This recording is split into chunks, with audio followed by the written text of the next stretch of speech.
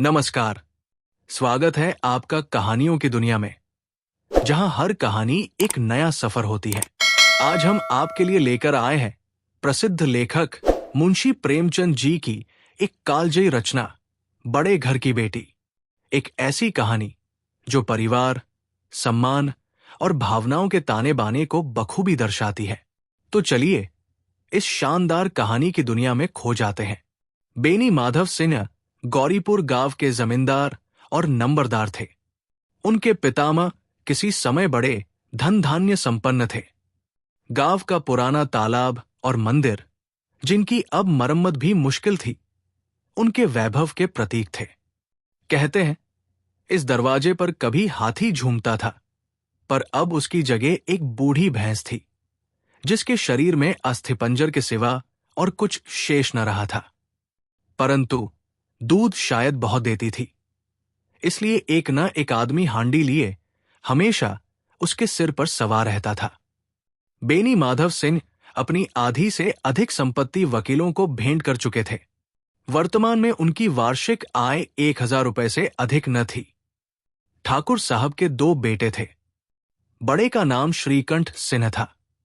उसने कठिन परिश्रम और उद्योग के बाद बीए की डिग्री प्राप्त की थी और अब एक दफ्तर में नौकरी करता था।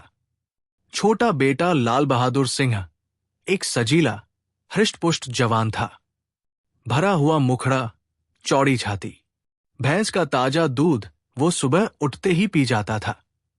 दूसरी ओर श्रीकंठ सिंह की स्थिति बिल्कुल विपरीत थी। उन्होंने अपनी शारीरिक सजीवता और तेजस्विता को बीए के 2 अक्षरों पर न्योछावर कर दिया था।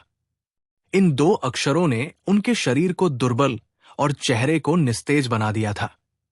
इसी कारण उन्हें वैद्य ग्रंथों में विशेष प्रेम था। आयुर्वेदिक औषधियों पर उनका अटूट विश्वास था।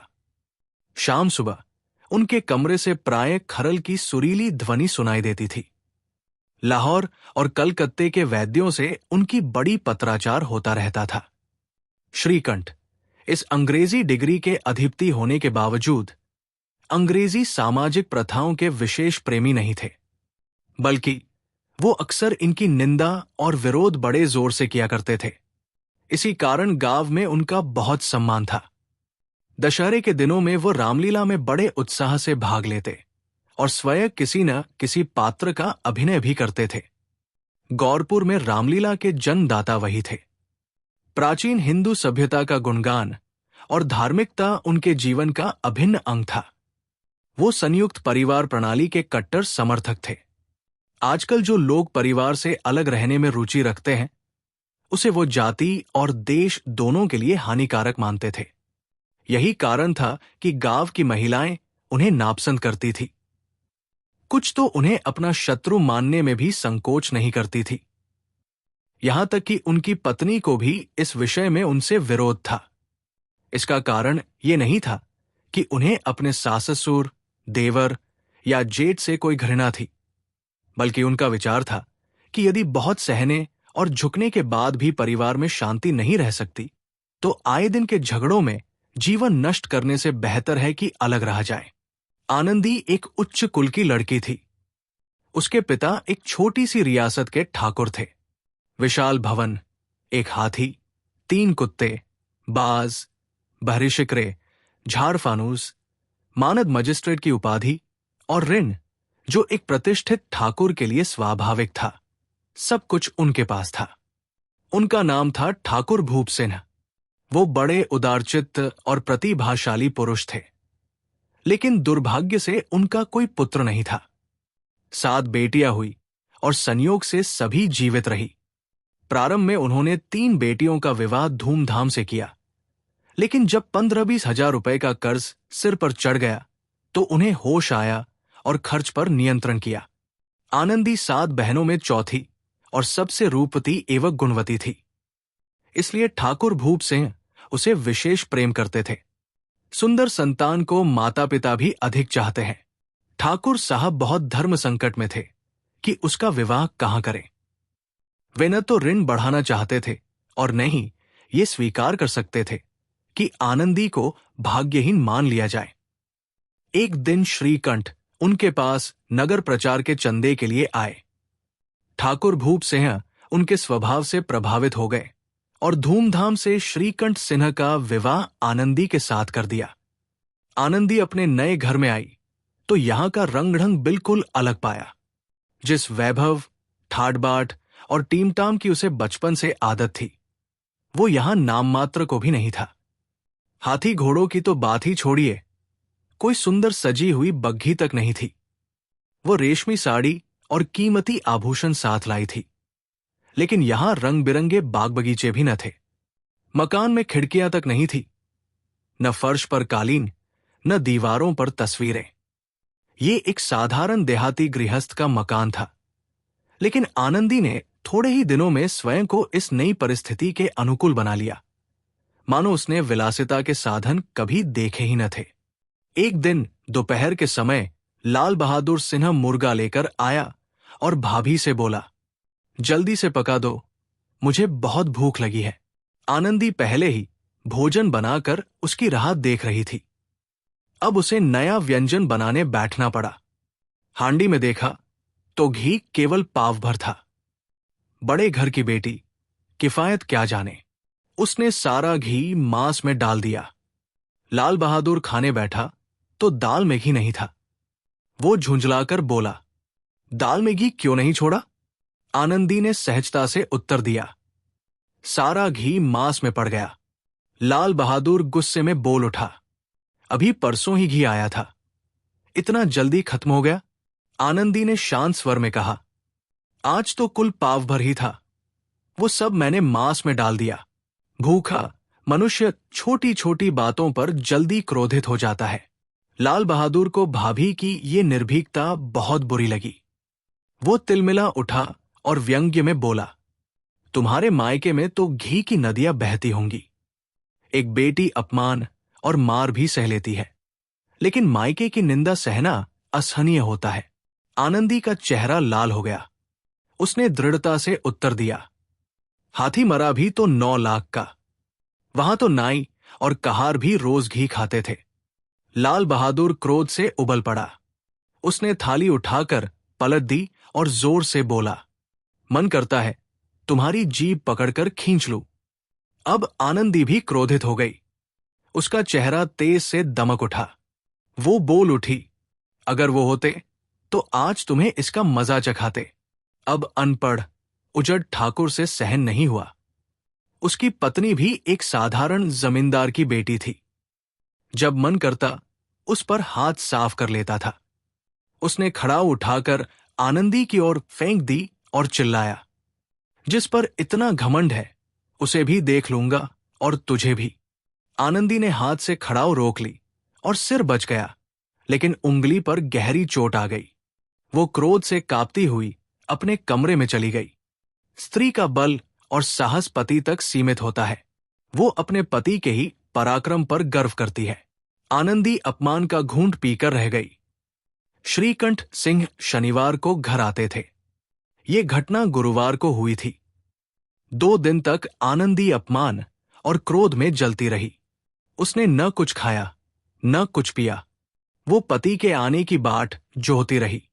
आखिरकार शनिवार को श्रीकंठ नियमानुसार समय पर घर पहुंचे। उन्होंने पहले गांव के भद्र पुरुषों के साथ बैठक की। वहां देशकाल, मुकदमों और राजनीतिक चर्चा चलती रही। गांव के भद्र पुरुषों को इस चर्चा में इतना आनंद मिलता था कि उन्हें खाने पीने की सुध भी न रहती थी। श्रीकंठ को वहां से पिंड छुड़ाना मुश्किल हो गया। इधर ये 2-3 घंटे आनंदी ने बहुत कष्ट से काटे। आखिरकार रात 10 बजे पंचायत उठी और भोजन का समय आया। जैसे ही भोजन के लिए सब एकत्र हुए, लाल बहादुर बोला, भैया आप जरा भाभी को समझा दीजिए कि संभल कर बातचीत करें, नहीं तो एक दिन अनर्थ हो जाएगा। बेनी माधव सिंह ने भी बेटे की ओर से समर्थन किया। हां, बहुबेटियों का यह स्वभाव अच्छा नहीं कि मर्दों के मुंह लगे। लाल बहादुर फिर तिलमिला उठा, वो बड़े घर की बेटी है तो हम भी कोई नौकरखार नहीं है। अब श्रीकंठ सिंह चिंतित स्वर में बोले, आखिर हुआ क्या? लाल बहादुर झूठी सफाई देने लगा, कुछ भी नहीं, बस बेवजह झगड़ा करने लगी। मायके के सामने हमें कुछ समझती ही नहीं।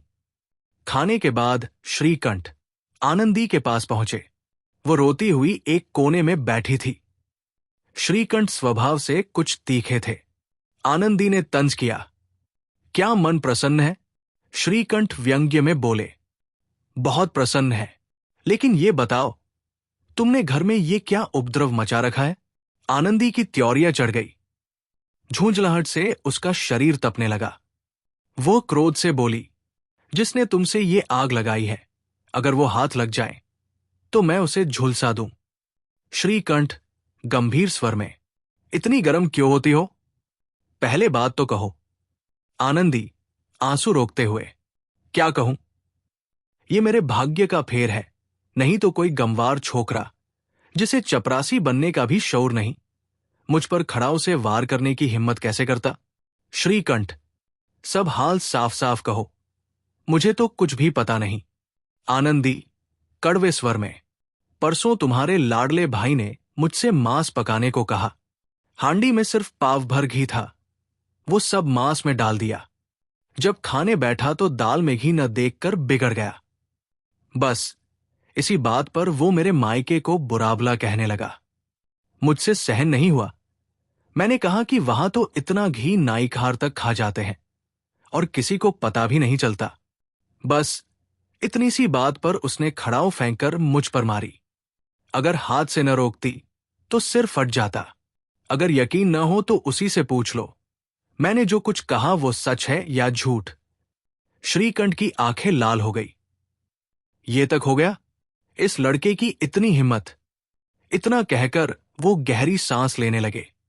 इधर आनंदी स्त्रियों के स्वभावानुसार रोने लगी। श्रीकंठ बहुत धैर्यवान और शांत स्वभाव के व्यक्ति थे।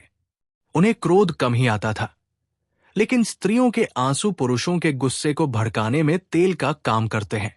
उन्होंने रात भर करवटें बदली। उत्तेजना के कारण आंख तक नहीं झपकी। सुबह होते ही अपने पिता बेनी माधव सिंह के पास पहुंचे और बोले, दादा, अब इस घर में मेरा निभाव नहीं होगा।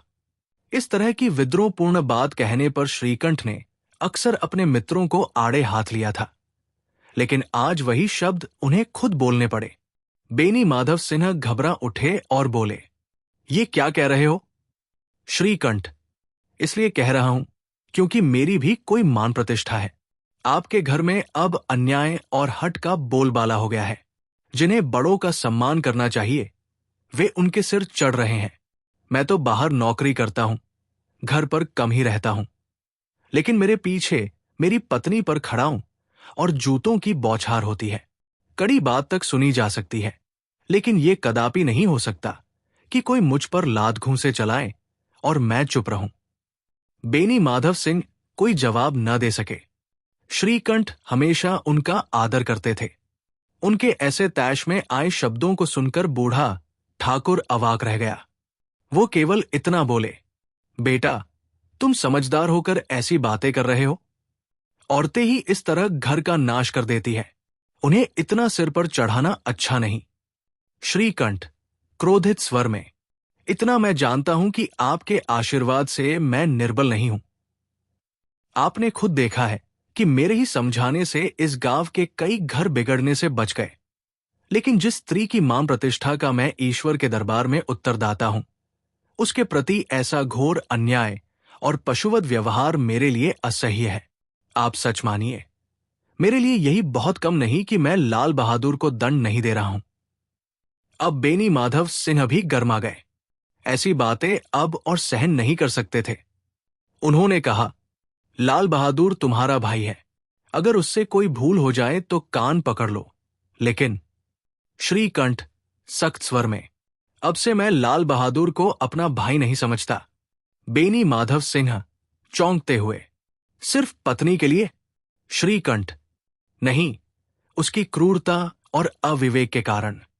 दोनों कुछ देर तक मौन रहे। बेनी माधव सिन्हा श्रीकंठ का क्रोध शांत करना चाहते थे, लेकिन वे ये भी स्वीकार नहीं करना चाहते थे कि लाल बहादुर ने कोई अनुचित काम किया है। इसी बीच गांव के कई सज्जन बैठक में आ पहुंचे। चिलम के बहाने वे भी आकर बैठ गए। गांव की कुछ औरतों ने जब सुना कि श्रीकंठ पत्नी के पक्ष में पिता से झगड़ने को तैयार है, तो उन्हें बड़ी खुशी हुई। दोनों पक्षों की मधुर वाणी सुनने के लिए लोगों की आंखें चमक उठीं। गांव में कुछ कुटिल लोग भी थे जो इस कुल की नैतिक प्रतिष्ठा से जलते थे। वे अक्सर कहते थे, श्रीकंठ अपने बाप से दबता है, इसी कारण वो दब्बू है। उसने पढ़ाई की है, इसलिए वो सिर्फ किताबों का कीड़ा है। बेनी माधव सिंह उसकी सलाह के बिना कोई काम नहीं करते। ये उनकी सबसे बड़ी कमजोरी है। इन महानुभावों की शुभकामनाएं आज पूरी होती दिखी। कोई हुक्का पीने के बहाने तो कोई लगान की रसीद दिखाने के बहाने आकर बैठक में बैठ गया। बेनी माधव सिंह पुराने आदमी थे। वे इन भावनाओं को तुरंत ताड़ गए। उन्होंने निश्चय किया कि चाहे कुछ भी हो जाए, इन लोगों को ताली बजाने का अवसर नहीं दूंगा। वो तुरंत कोमल स्वर में बोले, बेटा, मैं तुझसे अलग नहीं हूं। जो तुम्हारा मन करे वो करो। अब तो लड़के से अपराध हो ही गया। इलाहाबाद का अनुभवहीन, झल्लाया हुआ ग्रेजुएट इस बात को समझ न सका। उसे डिबेटिंग क्लब में अपनी बात पर अड़ने की आदत थी, लेकिन इन पारिवारिक चालाकियों की उसे क्या खबर। पिता ने जिस चतुराई से बात पलटी थी, वो उसकी समझ में न आई। उसने आवेग में आकर कहा, लाल बहादुर के साथ अब इस घर में नहीं रह सकता। बेनी माधव सिंह ने समझाने की कोशिश की, बेटा, समझदार लोग मुंह की बातों पर ध्यान नहीं देते। वो तेरा छोटा भाई है। उसने जो कुछ भी भूल की हो, तुम बड़े होकर उसे क्षमा कर दो। श्रीकंठ क्रोधित स्वर में, उसकी इस दुष्टता को मैं कदापि सहन नहीं कर सकता। या तो वो इस घर में रहेगा या मैं। यदि आपको वो अधिक प्यारा है तो मुझे विदा कर दीजिए। मैं अपना भार स्वयं संभालूंगा। यदि मुझे रखना चाहते हैं तो उससे कहिए कि जहां चाहे चला जाए। यही मेरा अंतिम निर्णय है। लाल बहादुर सिंह दरवाजे की चौखट पर चुपचाप खड़ा था और बड़े भाई की बातें सुन रहा था। वो श्रीकंठ का बहुत आदर करता था।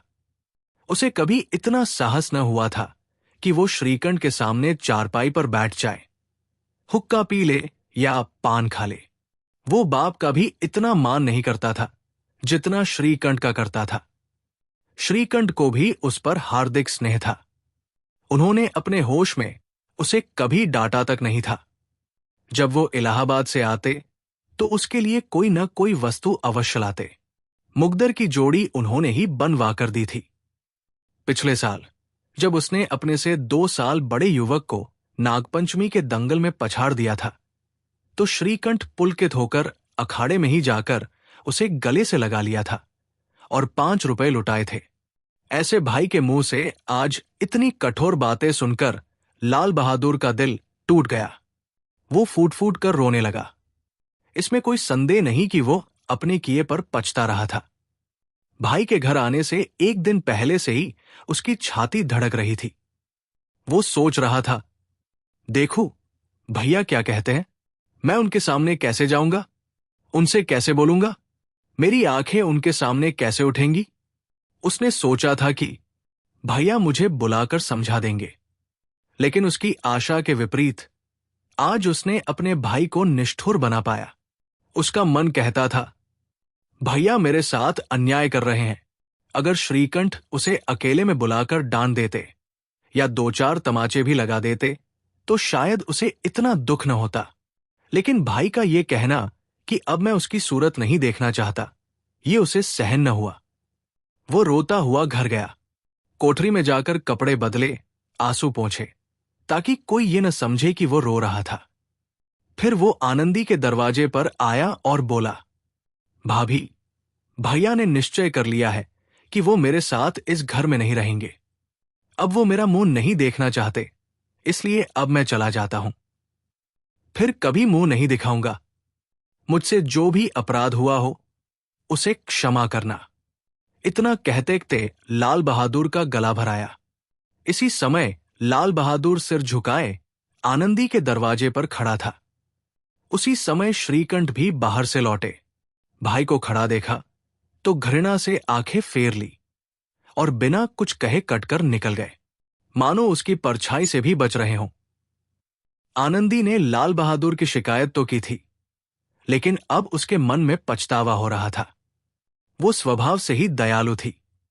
उसे जरा भी अनुमान न था कि बात इतनी बढ़ जाएगी। अब वो अपने पति पर झुंझला रही थी कि वो इतने गुस्से में क्यों रहते हैं। उसके मन में ये भय भी लग रहा था कि कहीं श्रीकंठ उसे इलाहाबाद चलने को न कह दे। अगर कहेंगे तो मैं क्या करूंगी। इसी बीच जब उसने लाल बहादुर को दरवाजे पर खड़े ये कहते सुना कि अब मैं चला जाता हूं, मुझसे जो भी अपराध हुआ क्षमा करना, तो उसका रहा क्रोध भी पानी हो गया। वो रोने लगी। मन की मैल धोने के लिए आंसुओं से अधिक उपयुक्त कोई वस्तु नहीं होती। तभी श्रीकंठ घर में दाखिल हुए। आनंदी ने उन्हें देखा और कहा, लाला बाहर खड़े बहुत रो रहे हैं। श्रीकंठ उदास स्वर में, तो मैं क्या करूं। आनंदी विनम्रता से, उन्हें भीतर बुला लो। मेरे ही जीभ में आग लगी थी, मैंने ही ये झगड़ा उठाया। श्रीकंठ गंभीर स्वर में, मैं नहीं बुलाऊंगा। आनंदी व्याकुल होकर, पछताओगे, वो बहुत दुखी है, कहीं ऐसा न हो कि सचमुच चला जाए। श्रीकंठ चुप रहे, न उठे। इसी बीच लाल बहादुर सिन्हा फिर बोला, भाभी, भैया से मेरा प्रणाम कह देना। वो मेरा मुंह नहीं देखना चाहते, इसलिए मैं भी अपना मुंह उन्हें कभी नहीं दिखाऊंगा। इतना कहकर लाल बहादुर तेजी से दरवाजे की ओर बढ़ा। आखिरकार आनंदी कमरे से निकली और उसका हाथ पकड़ लिया। लाल बहादुर ने पीछे मुड़कर देखा। उसकी आंखें आंसुओं से भरी थी। वो रुकते हुए बोला, मुझे जाने दो। आनंदी कांपते स्वर में, कहाँ जा रहे हो। लाल बहादुर दुखी होकर, जहां कोई मेरा मुंह न देखे। आनंदी दृढ़ता से, मैं जाने नहीं दूंगी। लाल बहादुर आहत स्वर में, मैं तुम लोगों के साथ रहने योग्य नहीं हूं। आनंदी आंसू पोंछते हुए, तू मेरी सौगंध खा, अब एक पग भी आगे मत बढ़ाना। लाल बहादुर टूटे मन से, जब तक मुझे ये न मालूम हो जाए कि भैया का मन मुझसे साफ हो गया है, तब तक मैं इस घर में कदापि नहीं रहूंगा। आनंदी भावुक होकर, मैं ईश्वर को साक्षी मानकर कहती हूं कि तेरी ओर से मेरे मन में तनिक भी मैल नहीं है। अब श्रीकंठ का हृदय भी पिघल गया। वो बाहर आए और लाल बहादुर को गले से लगा लिया। दोनों भाई फूट फूट कर रोने लगे। लाल बहादुर सिसकते हुए, भैया, अब कभी मत कहना कि तेरा मुंह नहीं देखूंगा। इसके अलावा आप जो भी दंड देंगे, मैं सहर्ष स्वीकार करूंगा। श्रीकंठ कंपते स्वर में, लालू, इन बातों को बिल्कुल भूल जाओ। ईश्वर चाहेगा तो फिर ऐसा अवसर कभी नहीं आएगा। उसी समय बेनी माधव सिंह अब बाहर से आ रहे थे। दोनों भाइयों को गले मिलते देख वे आनंद से पुलकित हो उठे और बोल पड़े, बड़े घर की बेटियां ऐसी ही होती है, बिगड़ता हुआ काम बना लेती है। गांव में जिसने भी ये घटना सुनी, उसने आनंदी की उदारता की सराहना की। बड़े घर की बेटियां ऐसी ही होती है। अगर आपको हमारी कहानी पसंद आई तो लाइक करें, शेयर करें और द वर्ल्ड ऑफ स्टोरी कहानियों की दुनिया चैनल को सब्सक्राइब करना न भूलें। हर हफ्ते नई कहानियों के लिए जुड़े रहें और हमें कमेंट में बताएं कि आपको कौन सी कहानी सबसे ज्यादा पसंद आई। फिर मिलेंगे एक नई कहानी के साथ। तब तक के लिए अपना ख्याल रखें और कहानियों के जादू में खोए रहें।